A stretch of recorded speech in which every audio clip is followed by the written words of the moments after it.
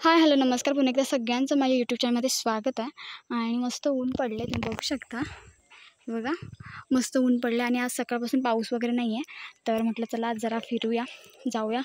तर मला जाता जाता हे बघा तुडतुड्या दिसल्यात, तुम्हाला माहितीच असतील. ह्या बघा अजून हिरव्या आहेत, अजून त्यांना खूप दिवस जाणार आहेत, खूप महिने जाणार आहेत. ह्या बघा लागले आहेत.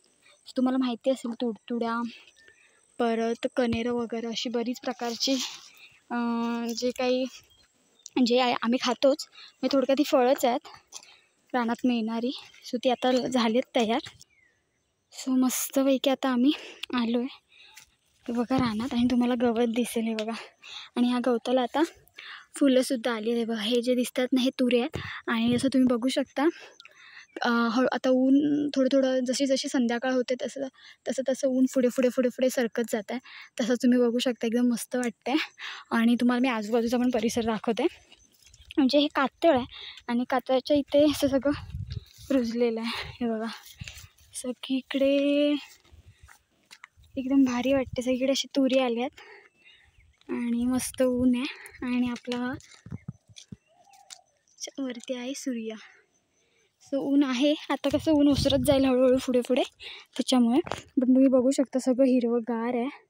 आणि कातळ असल्यामुळे कुठे कुठे जिथे जमीन आहे तिथे कुठे हे रुजलेलं आहे गवत. सो पाऊस नाही आहे आज आणि आज ऊन पडलं आहे. सो म्हटलं चला जाऊया जरा फिरून येऊया, त्यामुळे मी इथे आली आहे. सो हे बघा, हे अजून गवत त्यातल्या त्यात छोटं आहे, अजून ते खूप मोठं होतं. म्हणजे आपल्या कमरे एवढं तरी गवत होतं. आता हे त्यातल्या त्यात छोटं आहे. सो चरण्यासाठी वगैरे गुरांसाठी म्हणजे बरोबर आहे.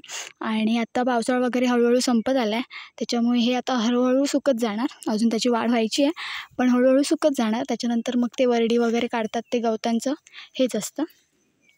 तर हे आहे गवत. सो आजच्या व्लॉगमध्ये फक्त असं काही जास्ती काय नाही आहे, फक्त छान असं आपल्या रानामधलं जे काही गवत असेल, जे काही फुलं असतील, जी काही झाडं असतील, जे काही आजूबाजूचा परिसर असेल तो मी आज दाखवणार आहे. सो तुम्हाला माहितीच असेल रानामध्ये वाटा वगैरे असतात. आणि मोस्टली काय होतं माहिती आहे, आता तुम्हाला इथे दिसत असेल हे असं कातळ आहे आणि ह्या कातळावरून पाय सरतात, त्याच्यामुळे माझा आता पाय सरला.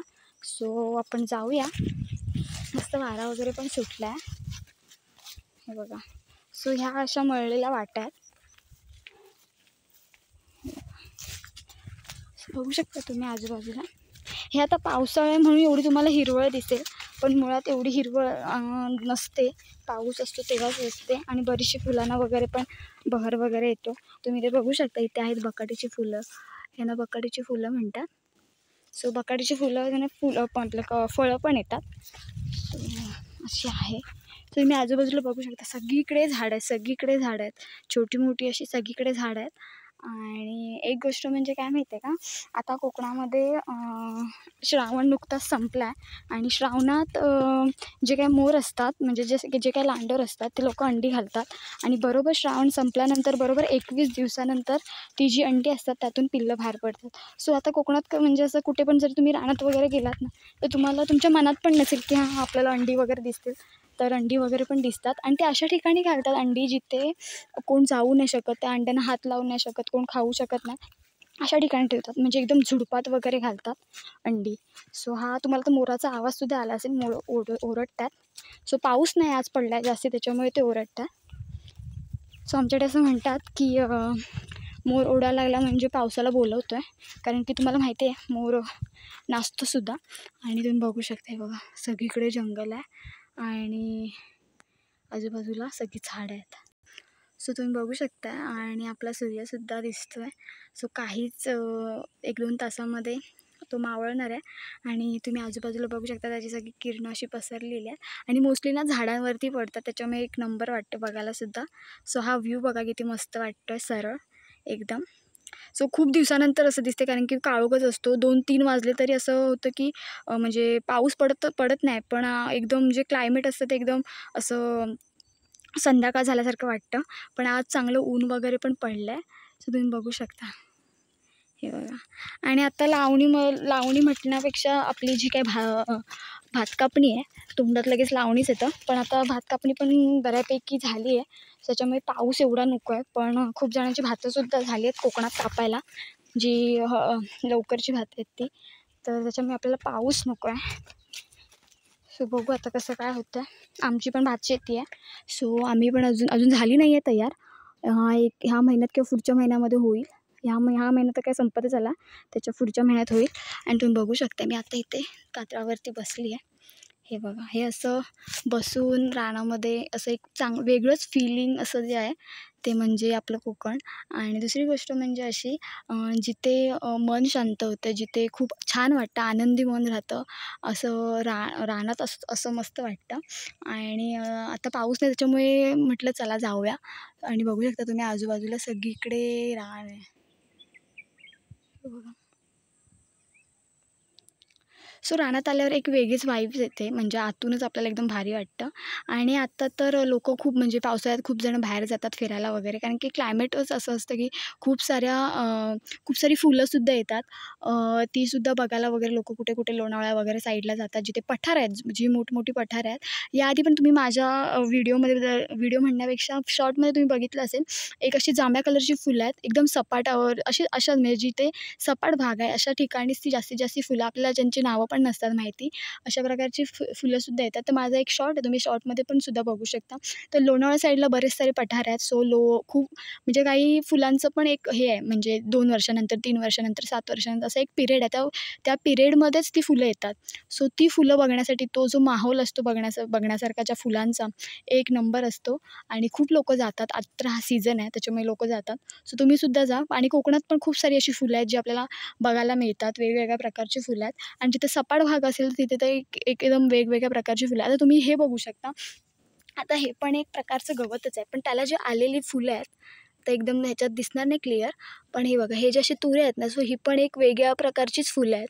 सो हे गवत वगैरे आम्ही म्हणतो गावाला आहोत म्हणून, पण ह्याला पण एक प्रकारचं वेगळं नाव असेल. आता दुसरी गोष्ट तुम्हाला माहिती असेल, माझ्या व्लॉगमध्ये आधी पण तुम्ही बघितलं असेल आणि मी आत्ता पण दाखवते, ते समोर मला दिसतोय. तर ही बघा, अशा प्रकारची पण फुलं जर तुम्ही कोकणात आलात तर तुम्हाला कोकणात बघायला मिळतील. तर ही आहेत रानटी भेंडी. हे बघा, ही बघा. सो आपण काढून बघूया. हे बघा, सो अशा वेगवेगळ्या प्रकारची फुलंसुद्धा आपल्याला कोकणात बघायला मिळतात. जशी बकाड्याची फुलं आहेत, रानटी भेंडी आहेत, अजून बऱ्याच प्रकारची फुलं आहेत. सो ती पण तुम्हाला बघायला मिळतील. पण त्याहून जर तुम्हाला अधिक जर अजून काही बघायचं असेल तर तुम्ही बाहेर वगैरे जाऊ शकता. आजकाल इंटरनेटवरती पण आपण बघू शकतो बरीच सारी अशी लोकेशन आहेत जिथे खूप वेगवेगळ्या प्रकारची फुलं वगैरे आढळतात. आणि तिथे आणि एक लोणावळ्याला कास्य पठार म्हणून आहे. सो तिथेसुद्धा खूप पर्यटक जातात. का तर तिथला जो नजारा आहे, जी फुलं येतात ते बघण्यासारखे असतात. म्हणजे तिथला जो माहोल असतो तो एकदम बघण्यासारखा असतो. सो त्यासाठी जातात. सो मस्त वाटतं आणि आपण फिरलं पाहिजे सगळीकडे. सो जेवढं शक्य होईल तेवढं फिरलं पण पाहिजे. सो तुम्ही बघू शकता आजूबाजूला.